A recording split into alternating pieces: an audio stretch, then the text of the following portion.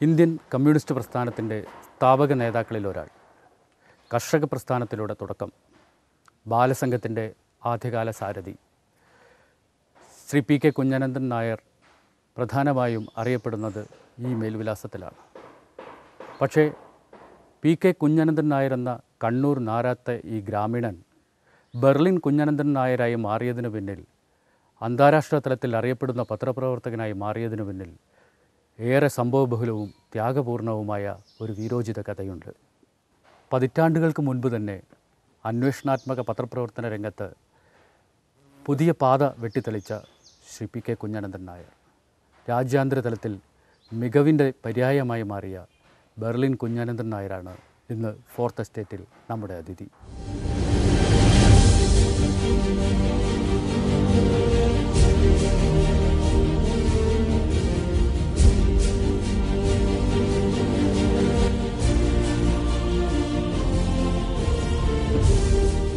ആയിരത്തി 1962 മുതൽ 91 വരെ ബ്ലിറ്റ്സിൽ ലേഖകനായി സാർ പ്രവർത്തിച്ചിട്ടുണ്ട്. അതെ.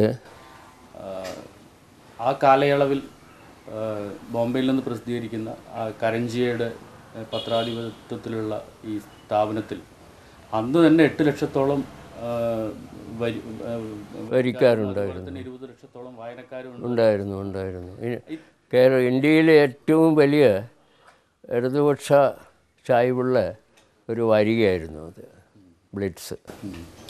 ഈ ബ്ലിറ്റ്സിൽ എത്തിച്ചേരാനും ഒരു പത്രപ്രവർത്തന രംഗത്തേക്ക് വരാനും ഉണ്ടായ ഒരു സാഹചര്യം എന്തായിരുന്നു? ബ്ലിറ്റ്സിൽ എത്തുന്നതിന് മുമ്പ് തന്നെ ഞാൻ ഒരു ഇടതുപക്ഷ പത്രപ്രവർത്തകനായിട്ട് ദേശാഭിമാനി, ജനയുഗം, നവയുഗം, കെ ദാമോദരൻ എഡിറ്റ് ചെയ്ത നവയുഗം, ന്യൂ ഏജ്, അതെ, സി പി ഐയുടെ അഭിവക്ത കമ്മ്യൂണിസ്റ്റ് പാർട്ടിയുടെ മുഖപത്രമായിട്ടുള്ള ന്യൂ ഏജ്, അങ്ങനെ ഞാൻ എഴുതിക്കൊണ്ടിരുന്നു.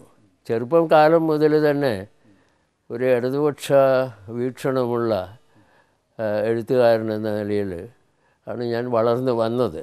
അധ്യാപകന്മാർക്ക് മംഗളപത്രം എഴുതുക, ഞാൻ പഠിച്ച സ്കൂളിലെ കൈയെഴുത്ത് മാസികകളിൽ എഴുതുക, പിന്നെ ഇവിടെ തന്നെ നാട്ടിൽ തന്നെ ഉണ്ടാകുന്ന ചില നോട്ടീസും മറ്റൊക്കെ എഴുതുക. അങ്ങനെ എഴുത്തിൽ ഒരു ആഭിമുഖ്യമുള്ള ഒരാളായിട്ടാണ് ഞാൻ വളർന്നു വന്നത്.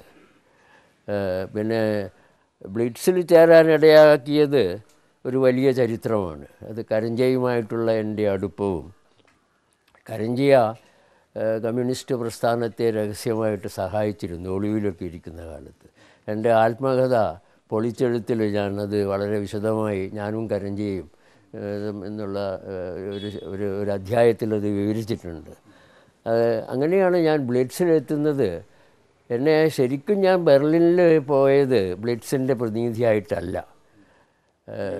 ന്യൂ ഏജിൻ്റെ അജയ് ഘോഷ്, കമ്മ്യൂണിസ്റ്റ് പാർട്ടി, അഭിവക്ത കമ്മ്യൂണിസ്റ്റ് പാർട്ടിയുടെ ജനറൽ സെക്രട്ടറി ആയിട്ടുള്ള അജയ് ഘോഷ് എന്നെ മോസ്കോയിൽ ഉള്ളതായ ലെനിൻ സ്ഥാപിച്ച പാർട്ടി ഹൈസ്കൂൾ, ഇൻ്റർനാഷണൽ കമ്മ്യൂണിസ്റ്റ് പ്രസ്ഥാനത്തിൻ്റെ പ്രത്യയശാസ്ത്രവും രാഷ്ട്രീയവും ചരിത്രപരവുമായിട്ടുള്ള പഠനത്തിനുള്ള ഒരു വലിയ കോളേജുണ്ട് മോസ്കോയിൽ.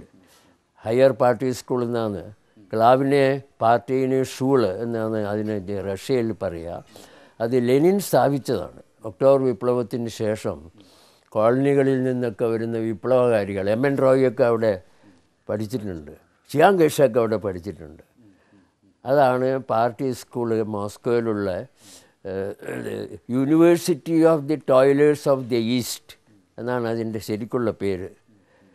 കിഴക്കൻ രാജ്യങ്ങളിലെ അധ്വാനിക്കുന്ന വർഗത്തിൻ്റെ സർവകലാശാല. അത് സ്ഥാപിച്ചത് ലെനിനാണ്. അവിടെ സ്റ്റാലിൻ ക്ലാസ് എടുത്തിട്ടുണ്ട്. ആ ക്ലാസ്സിൻ്റെ വീഡിയോ അന്നത്തെ ഇതല്ല, ഫോട്ടോ എടുത്തിട്ടുള്ള ഇതില്ല, മറ്റേ ഗ്രാമഫോൺ റെക്കോർഡിൽ സ്റ്റാലിൻ്റെ ക്ലാസ്സൊക്കെ ഞാൻ കേട്ടിട്ടുണ്ട്. അങ്ങനെ അജയ് ഘോഷ് എന്നെ EMS മന്ത്രിസഭ, ആദ്യത്തെ മന്ത്രിസഭ വന്ന ആ ഘട്ടത്തിലാണ് എന്നെ മോസ്കോയിലേക്ക് അതിരഹസ്യമായിട്ട് അയച്ചത്. അങ്ങനെയാണ് ഞാൻ മോസ്കോയിലെത്തുന്നതും. അവിടെ പിന്നെ ലെനിൻ ലൈബ്രറിയിലും കമ്മ്യൂണിസ്റ്റ് ഇൻ്റർനാഷണലിൻ്റെ ആർക്കൈവ്സ് ഉണ്ട് അവിടെ.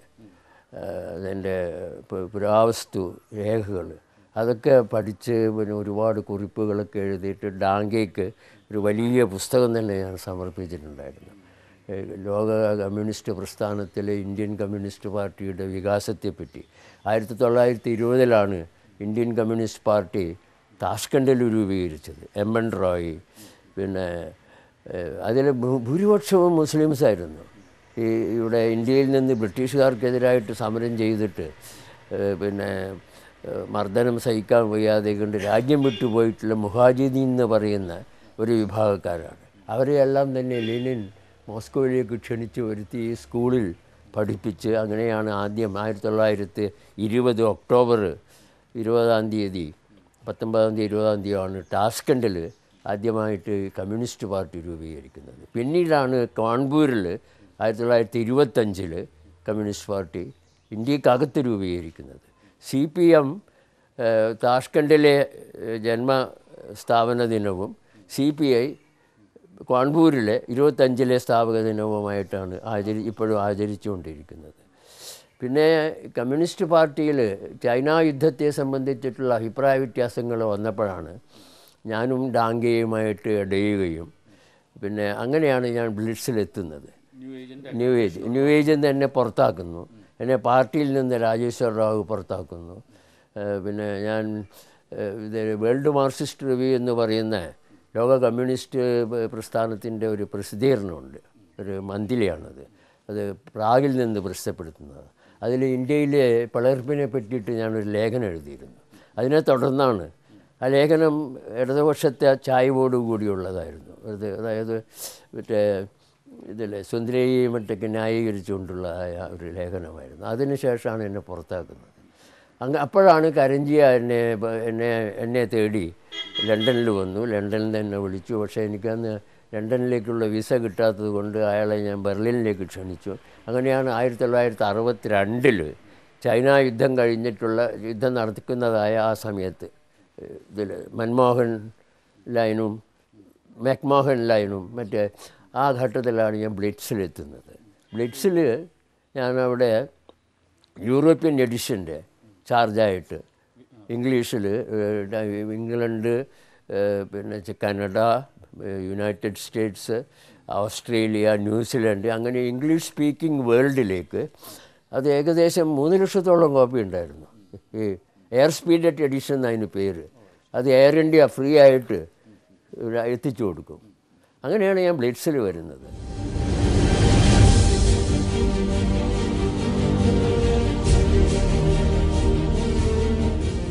PK കുഞ്ഞനന്തൻ നായർ എന്ന് പറയുന്ന താങ്കൾ ഈ മോസ്കോ സന്ദർശനമാണ് അത് ഒരു വഴിത്തിരിവായത് എന്ന് വായിച്ചു. അതെ, തീർച്ചയായിട്ടും. അതെ അതെ വന്ന് അവിടെ നടക്കുന്ന പിന്നെ കമ്മ്യൂണിസ്റ്റ് വിരുദ്ധമായ സാധനങ്ങൾ ഇന്ത്യൻ കമ്മ്യൂണിസ്റ്റ് അറിയിക്കാൻ വേണ്ടിയിട്ട്. അതെ അതെ അതായത് ബെർലിൻ മതിൽ 1961 ഓഗസ്റ്റ് 13 ബെർലിൻ മതിൽ ക്രുഷ്ചേവ എന്നത് കെട്ടി ഉയർത്തിയത് ഒറ്റ രാത്രി കൊണ്ടാണ്. അപ്പോൾ ഈ ബെർലിൻ മതിൽ ജർമ്മനിയെ 2ആയിട്ട് വിഭജിക്കുന്നു. അത് മനുഷ്യത്വ വിരുദ്ധമായിട്ടുള്ള ഒരു ഇതാണെന്ന് പറഞ്ഞാൽ ലോകം മുഴുവനുമുള്ള പ്രചാരവേലയുണ്ടായിരുന്നു. ആ സമയത്താണ് ഒൾബ്രിട്ട് പിന്നെ അവിടെ സോച്ചിയിൽ വെച്ച് നടന്ന ഒരു കൂടിക്കാഴ്ചയിൽ ഞാൻ അന്ന് അജയ്ഘോഷിൻ്റെ കൂടെ ഉണ്ടായിരുന്നു. ഒരാളിനെ ഒരു പത്രപ്രവർത്തകനെ ഒരു കമ്മ്യൂണിസ്റ്റുകാരനായിട്ടുള്ള പത്രപ്രവർത്തകനെ ബെർലിനിലേക്ക് അയക്കണമെന്ന് ആവശ്യപ്പെട്ടതും അതനുസരിച്ച് ഞാൻ പറഞ്ഞു EMSനോട് പിന്നെ അന്വേഷിക്കണമെന്ന് പറഞ്ഞു. എന്നിട്ട് EMSനുടനെ തന്നെ ഒരു സന്ദേശം അയച്ചു. അതിന് മറുപടി കിട്ടി. അങ്ങനെയാണ് ഞാൻ പിന്നെ ബ്ലിറ്റ്സിലെത്തുന്നത്. പ്രൈവറ്റ് സെക്രട്ടറി ആയിട്ട് പ്രവർത്തിച്ചിരുന്ന അത് പിന്നെ EMS മന്ത്രിസഭ 2ാമത്തെ മന്ത്രിസഭയുടെ കാലത്താണ് പ്രവർത്തിച്ചിരുന്നത്. അപ്പോൾ EMS ഞാൻ ഇത് വിവരം അറിയിച്ചു. അങ്ങനെ പോയി. പിന്നെ അങ്ങനെയാണ് ഞാൻ ബെർലിനിലെത്തുന്നത്. അങ്ങനെയാണ് PK കുഞ്ഞനന്തൻ നായർ ബെർലിൻ കുഞ്ഞൻ. അത് യഥാർത്ഥത്തിൽ ഞാൻ തന്നെ ബെർലിൻ കുഞ്ഞനന്തൻ നായരെന്ന് വെച്ചാൽ അന്ന് എഴുതാറില്ല. ഞാൻ എഴുതിയത് എനിക്കൊരു സിൻഡിക്കേറ്റഡ് കോളം ഉണ്ടായിരുന്നു. അതിൽ എല്ലാ മൂന്നാം ലോകത്തിലെ മിക്ക ഇടതുപക്ഷ പത്രങ്ങളിലും അത് പ്രസിദ്ധപ്പെടുത്തിയിരുന്നു. അൽഗമോറിയ, ഇവിടെ കെയ്റോയിൽ നിന്ന് വരുന്ന നാസർ സ്ഥാപിച്ചതാണ് അൽഗമോറിയ. പിന്നെ നൈജീരിയയിലെ ഒരു കമ്മ്യൂണിസ്റ്റ് പത്രമുണ്ടായിരുന്നു, ഫോർവേഡ് എന്ന് പറഞ്ഞിട്ട്. പിന്നെ ചെഡി ജഗാൻ്റെ ഗിയാനയിൽ മിറർ എന്ന് പറഞ്ഞിട്ടുള്ള, അങ്ങനെ ദേശാഭിമാനി, ജനയുഗം, അങ്ങനെ ഒരു 10-40 പത്രങ്ങൾക്ക് ഞാൻ ഓരോ ആഴ്ചയും അവിടുന്ന്, അന്ന് ടെലക്സ് ഇല്ല, ഇത് മറ്റേ ടെലിപ്രിൻ്ററാണ്. എനിക്കൊരു ടെലിപ്രിൻ്ററുണ്ട് എൻ്റെ ഇവിടെ. പിന്നീടാണ് ഫാക്സൊക്കെ വരുന്നത്. പിന്നെ ടെലക്സായി, പിന്നെ ഫാക്സായി. അങ്ങനെ ഒരു വേൾഡ് കവർ ചെയ്യുന്ന ആഗോള പ്രചരണം, കമ്മ്യൂണിസത്തിൻ്റെ ആഗോള പ്രചരണത്തിന് വേണ്ടി ഞാനവിടെ ഒരു സിൻഡിക്കേറ്റഡ് ഒരു ഒരു ഒരു മീഡിയ സെൻറ്റർ തന്നെ തുടർന്നു. അതിന് കറഞ്ചി എന്നെ ഒരുപാട് സഹായിച്ചിട്ടുണ്ട്. നാസറെ ഒക്കെ പരിചയപ്പെടുത്തി. പിന്നെ ഷാവഫ് ഇറാൻ വിമർശിച്ചിട്ടൊക്കെ ഞാൻ എഴുതിയതിന് ശേഷം അത് നിന്നു. ആ ഷായുവായിട്ടുള്ളതായ ബന്ധം നിന്നു. അങ്ങനെയാണ് ഞാൻ ബ്ലിറ്റ്സിലെത്തുന്നത്. ബ്ലിറ്റ്സിലെത്തുന്നതോടുകൂടി ഈ ലോക കമ്മ്യൂണിസ്റ്റ് പ്രസ്ഥാനത്തിൻ്റെ ഉള്ളിൽ അന്ന് ചൈന സോവിയറ്റ് സ്പ്ലിറ്റ് വന്നു തുടങ്ങിയിരിക്കുന്നു. പിന്നെ വിയറ്റ്നാമും ചൈനയും തമ്മിലുള്ള അഭിപ്രായ വ്യത്യാസങ്ങൾ വന്നിരിക്കുന്നു. ലോക കമ്മ്യൂണിസ്റ്റ് പ്രസ്ഥാനത്തിൽ തന്നെ പെക്കിങ് ആസ്ഥാനമാക്കിയിട്ടുള്ള ഒരു സെൻറ്ററും മോസ്കോ ആസ്ഥാനമാക്കിയിട്ടുള്ള മറ്റൊരു സെൻറ്ററും പ്രവർത്തിച്ചു തുടങ്ങി. കമ്മ്യൂണിസ്റ്റ് പാർട്ടിയിൽ സാർവദേശീയ അടിസ്ഥാനത്തിൽ തന്നെ ഒരു പിളർപ്പ് വന്നുകൊണ്ടിരിക്കുകയായിരുന്നു. ആ ഘട്ടത്തിലാണ് ഞാൻ അവിടെ എൻ്റെ ഏറ്റവും ഫലപ്രദമായിട്ടുള്ള പത്രപ്രവർത്തനം നടത്തിയത്.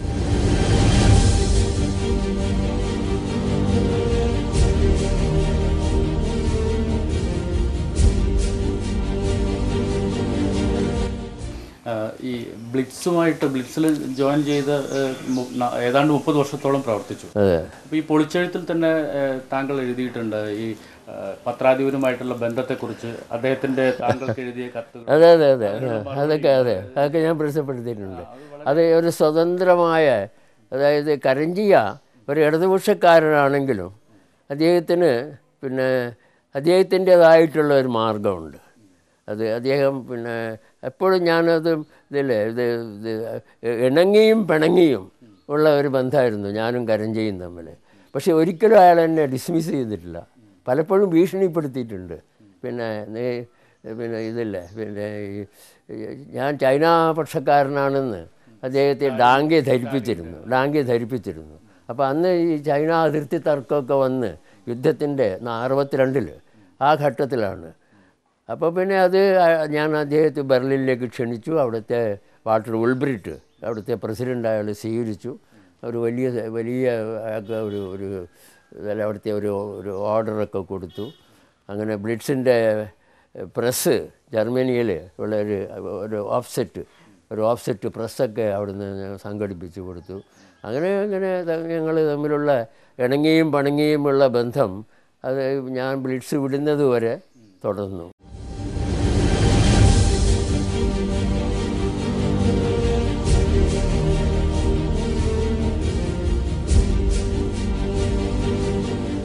അതിലൊരു കത്ത്, വളരെ ശ്രദ്ധേയമായ ഒരു കത്ത്, ബീജിങ്ങിലെ ടിയാനൻമെൻ സ്ക്വയറിൽ വിപ്ലവം നടന്ന താങ്കൾക്ക് കരഞ്ചി എഴുതിയൊരു കത്ത്, ശ്രദ്ധേയമായ ഒരു കത്തായിട്ട്.